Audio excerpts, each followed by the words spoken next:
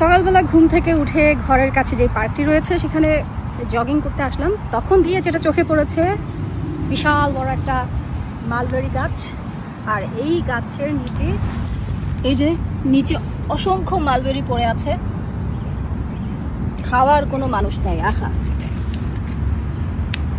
যদিও আমি মুখে দিব না, এগুলো আগে ধুতে হবে, ধুয়ে তারপর খাবো। বাজারে আপনি যদি কিনতে যান, এখানে ছোট ছোট বক্সে মালবেরি বিক্রি করে $5 করে। সো ফ্রিতে যেহেতু আমি পেয়ে গেছি, সো ফ্রি জিনিস খাওয়ার মজাই তো আলাদা।